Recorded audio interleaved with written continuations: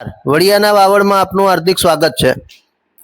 સ્થાનિક સ્વરાજ્યની ચૂંટણીનું આજે મતદાન ચાલી રહ્યું છે, ત્યારે અમરેલીના નેતા અને ગુજરાત વિધાનસભાના પૂર્વ વિપક્ષી નેતા એવા પરેશ ધાનાણીએ પોતાનો મતાધિકારનો ઉપયોગ અમરેલી ખાતે કર્યો છે અને અમરેલી બહારપડા શાળાની અંદર પોતાએ મતદાન કરતા જોવા મળ્યા છે। આ તકે પૂર્વ વિપક્ષી નેતા પરેશ ધાનાણીએ લોકશાહીને મજબૂત કરવા માટે લોકો વધુને વધુ પ્રમાણમાં મતદાન કરે તેવી અપીલ કરતા પણ જોવા મળ્યા હતા। પોતાની માતા અને પોતાના ભાઈની સાથે પરેશ ધાનાણીએ મતદાન કર્યું હતું।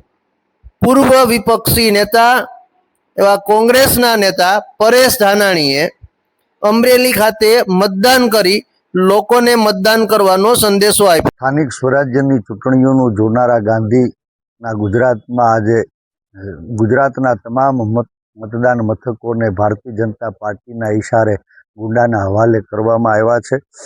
આ લોકશાહી લજવાઈ રહી હોય એવી સ્થિતિમાંથી દેશના સંવિધાનને બચાવવા સૌ મતદારો સાગમકે મતદાન કરશે એવો મને વિશ્વાસ છે।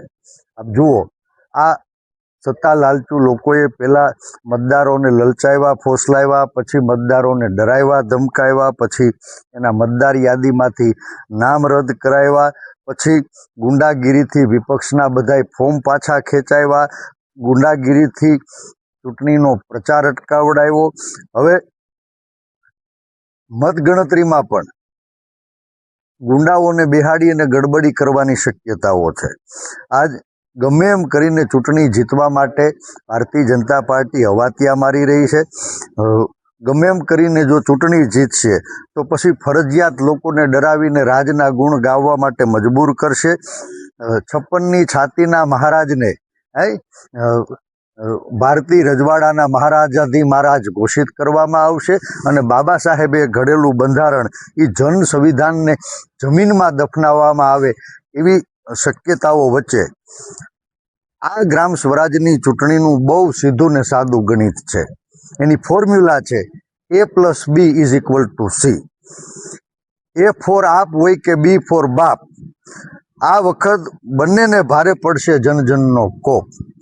માટે હું આખાય ગુજરાતને વિનંતી કરું છું કે સૌ મતદાન મથકે જલ્દીથી જાઓ, આપણી લોકશાહીને બચાવો। આપ સૌ અવશ્ય મતદાન કરો એવી મારી હૃદયથી વિનંતી છે।